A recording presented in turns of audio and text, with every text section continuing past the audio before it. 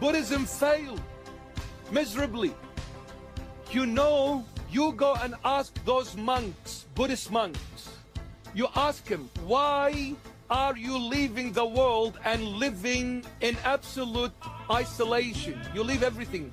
You live in poverty and you accept everything. Why? They'll tell you, we are trying frantically to achieve one thing. What is it? To kill the human desire. But they have failed to realize this truth.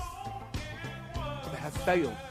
They can never kill desire. You know why? Because the one who put desire in the human being is God. And what God gives, no one can take away. බුදුදහම අසාර්ථකයි. මේ පූජකතුමා කියන මේ කතාව පිටුපස තියෙන ලොකුම වැරදි වැටහීම මොකක්ද දන්නවද? එතුමා කියනවා භික්ෂූන් වහන්සේලා ආසාවන් මරා දාන්න ගිහින් අසාර්ථක වෙලා කියලා. ඒත් බුදුදහමේ කොතනකවත් ආසාවන් බලෙන් මරා දමන්න කියලා උගන්වන්නේ නැහැ. බුදුදහමේ උගන්වන්නේ දුකට හේතු වෙන තණ්හාව ප්‍රඥාවෙන් අවබෝධ කරගෙන අත්හැරීමයි. වෙන තාගම්වල මැවුම්කරුවෙක් මේවා දුන්නා යයි විශ්වාස කළත් බුදුදහම පදනම් වෙන්නේ හේතු ප්‍රතිසම මතයි. එක ආගමක සංකල්ප වලින් තව දර්ශනයක් මනින්න බෑ.